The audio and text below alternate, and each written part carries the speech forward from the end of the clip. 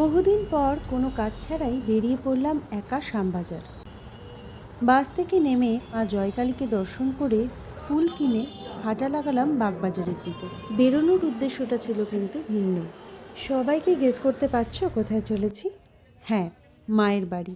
কোন রূপে মা দিবি দেখা, বল সরদাস মা সুতা, বিন্দুবাসিনী মা দেবী, সরলা বিমলা স্নিগ্ধা, দেবজনী দেবেশ্বরী, রামকৃষ্ণের হৃদয় যুক্তা।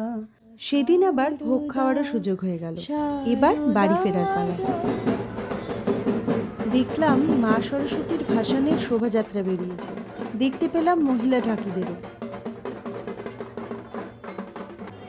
আরও বিভিন্ন ধরনের ডান্স। তবে এই ভূতের রাজাদের নাচ দেখলে আমার ছিকচিকি খুব খুশি হয়ে যেত। তারপর মেয়ের জন্য একটু ভারাক্রান্ত মন নিয়ে আমাদের ঐতিহ্যের হলুদ ট্যাক্সি ও স্ট্রিট ফুড দেখতে দেখতে এগিয়ে যেতেই এসে গেল আমার স্কুল। একটু নস্টালজিক হয়ে উঠলাম বটে, কিন্তু তারপর বাগবাজারে মা কালীকে দর্শন সেরে বাসে উঠে পড়লাম। মেয়েকে রেখে একা কোথাও বেরোই না তো, তাই মনটা খুব খারাপ লাগছিল।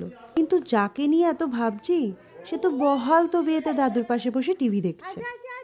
অবশ্য যেতেই ছুটে আসলো, খুলে উঠবে।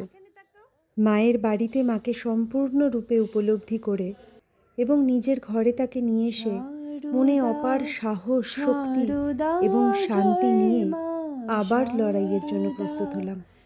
জয় শ্রী শ্রীমা, জয় শ্রী শ্রীমা।